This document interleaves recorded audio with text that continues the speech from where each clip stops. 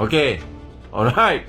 Ni tuan-tuan dengar ni. Statement terbaru daripada Trump If China continues to buy oil, dalam bahasa Melayu maksudnya kalau China berterusan membeli minyak daripada Iran ni, so US akan impose sanction that will destroy China's economy. Consider macam satu sekatan ekonomi kepada China lah, yang akan menyebabkan ekonomi China ni jahanam. Okay, itu yang saya faham I read between the line. So kalau anda ada tafsiran anda tersendiri, terpulang. Tapi yang saya boleh tafsirkan macam itulah. Right? Okay, jap. I have just one simple question. Just how in the hell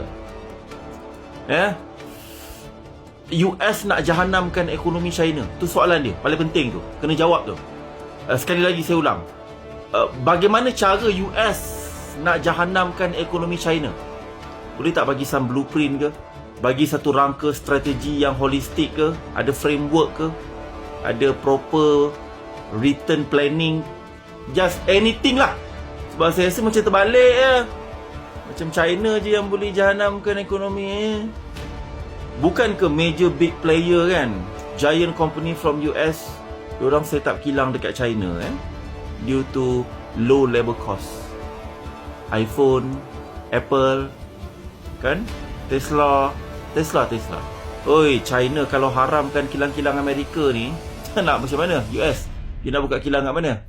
Dekat Amerika. You ingat orang US sanggup nak dibayar gaji dengan low cost Kalau kau tak set up kilang dekat China, takkan mungkin kau dapat big profit margin tau.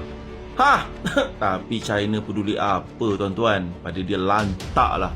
Kau nak buat apa pun kau buat lah kan. Nothing can threaten us. Baca ni tuan-tuan.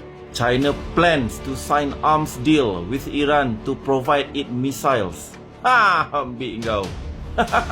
So dah ada satu perjanjian dengan Iran untuk supply senjata, misal dan sebagainya lah. So this is how China answer back America punya threaten.